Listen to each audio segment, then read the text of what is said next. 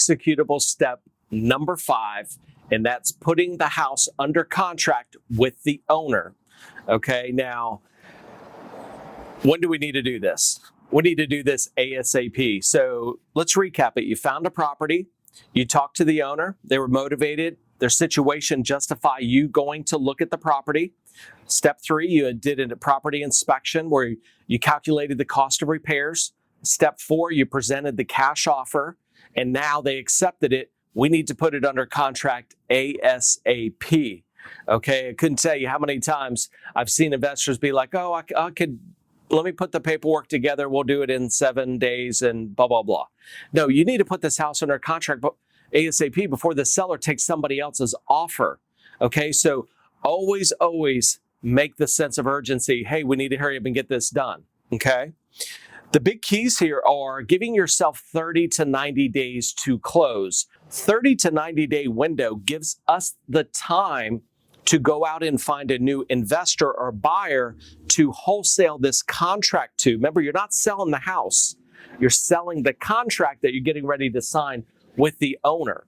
Okay, so we give ourselves that 30 to 90 days. Now, it's on or before those 30 or 90 days. So you may not need 30 days. You may not need 90 days. Whenever you can find that new buyer where they're going to take the contracts to the title company, they can start the closing. And I'm sure the seller would like to close sooner rather than later. But there are also cases where the owner actually lives in the property and they need time to actually move and find another property. So always try to get the longest period of time that you can, but remind the seller on or before. Our goal is to close on this property as quickly as possible. We just want to allow ourselves enough time just in case there's title problems and so forth, okay? Disclosures, right? So you're going to see in the contract that we have some disclosures. The number 1 disclosure is the subject to my financial partner's approval. And guess who your financial partner is? Could be your dog. It really doesn't matter because you're not even disclosing it. But this is what we call your out, your exit clause. So if you can't find a buyer, this is your out of the contract, okay? Your financial partner did not approve. We would then need to put that in writing, send that to the owner, and then say, sorry, we're not going to be able to buy your property. But before you even do that, I would rather you try to extend the agreement and give yourself some more time, okay? Always make 2 copies, right? So you're going to print out 2 copies, one for the seller and one for you, okay? Have them sign it. Just a quick recap. Put under contract ASAP. Give yourself 30 to 90 days to close and make sure you have at least that 1 disclosure in subject to review of your financial partner, and then always make 2 copies. Line 1. Here we need to identify the parties involved. So first enter the seller's name and make sure you have all sellers listed here, especially if there's more than one owner. Agrees to sell and convey to, here's where you want to put in your name. Or should it be in your company's name? There's only one reason why you'd put it in your personal name. It's because maybe you're just getting started and you can't afford an LLC or business entity right now. Otherwise, this needs to be in your company's name. Heck, when I got started over 20 years ago, I didn't even know what an LLC was. Everything went in my name. But eventually I wised up after eating lunch with my new attorney. Agrees to buy from seller the following described real estate, together with all improvements thereon and all pertinent rights located at. So obviously you need to put in the property address, city, state, and zip. I also want you to put in the legal description, which is the exact location on earth. This piece of land. So the legal description can be found in REIPro as well as your local tax assessor. It looks like this.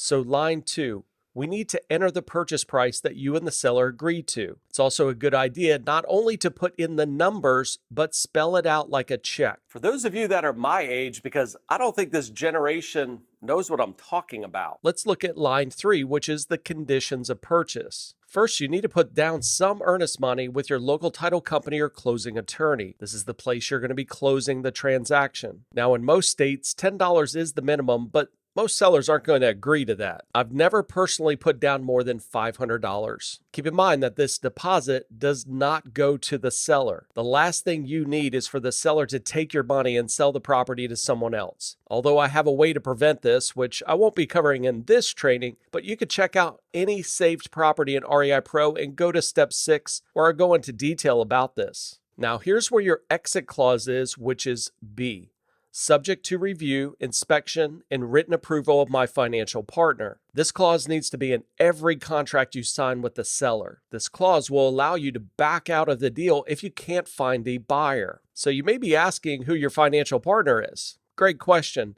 And the answer is very simple. It could be anyone: spouse, friend, business partner, your dog. It really doesn't matter because you're not disclosing who this is. Now, if the seller asks you about this, just simply reply by saying that it's just a business partner and move on. Out of the hundreds of wholesale deals, maybe less than 10% of sellers ask what this is. If you build a solid relationship in the beginning, this won't come up. But at the end of the day, it really doesn't matter because your ultimate goal is to close this deal. If you need an extension on the closing date, just ask the seller. Okay, line C. Buyer may place appropriate sign on the property prior to closing for prospective tenants, contractors, and/or signs. If the property is vacant, you should have this clause in the contract. It may be difficult for the seller to understand if they live there. So if they live there, take this sentence out unless the seller really doesn't care who buys it. Line D. Seller agrees to allow buyer to show property to prospective partners, contractors, and/or inspectors prior to closing. This one is mandatory because you'll need to show the property to your buyers list. This also allows your buyers' contractors to come and see and estimate repairs. Of course, it all has to go through you first. Line 4. Is there an addendum to this contract? So an addendum is an additional piece of paper that discloses anything extra that's not stated in this agreement. So let's say that there are additional things included with the property, such as a portable shed, lawn equipment, even a car. Yes, that's right. I've wholesaled several properties where there was an abandoned car included. Too bad I wasn't in the we buy ugly cars business. Most of the time, this will be no. Okay, line 5. Is this transaction all cash or terms? In most cases, this will be an all-cash deal where the seller will receive one lump sum at closing. Yes, you can buy this on a seller finance, and that's what we call terms. And wholesale the seller finance agreement. In this case, you would need an addendum to spell out the terms of that agreement. So if you could get the seller to take terms, you'll sell this deal much faster. Because if an investor doesn't have to pay in one lump sum today, that would be a no-brainer. They could fix it up and sell or refinance it later down the road and pay off the seller. Line 6. Possession is to be given on or before the date of closing. Now, this is just standard language that needs to be in here. Okay, line 7. Seller agrees to pay all taxes and assessments up to including the date of the title transfer. Again, just some more standard language. And of course, this could be negotiable as well. Line 8. Closing costs shall be paid by whom? It's either the seller, the purchaser, or it could be a little bit of both. Now, if you could get the seller to pay towards closing costs, that's great. But most of the time, in order to get a better deal, we will include the closing cost. Line 9. Closing date shall be on or before when? This is where you want to give yourself 60 to 90 days to close in order to find that buyer. Now, keep in mind that it's on or before. If you find a buyer tomorrow, then you can close tomorrow. You'll want to explain this to the seller that it's on or before because obviously your goal is to close this as soon as possible. With the title to the above described real estate to be conveyed by a warranty deed, title is to be free, clear, and unencumbered, free of building orders, subject to zoning regulations of record, and accept easements and restrictions of record. Line 10. This offer, when accepted, comprises the entire agreement of purchaser and seller, and it is agreed that no other representations or agreements have been made or relied on. Again, this is just standard language that needs to be in here. Line 11. This offer is to remain open for acceptance until when? Now, ultimately, I want the seller to sign it right now before they change their mind. But I also understand that some sellers will want their attorneys to review this contract. So in this case, ask the seller how long they need and enter those days here. Now, you don't want to go weeks and weeks. This needs to happen very soon. Remember, this is not a signed agreement until they sign. Now, simply date and sign.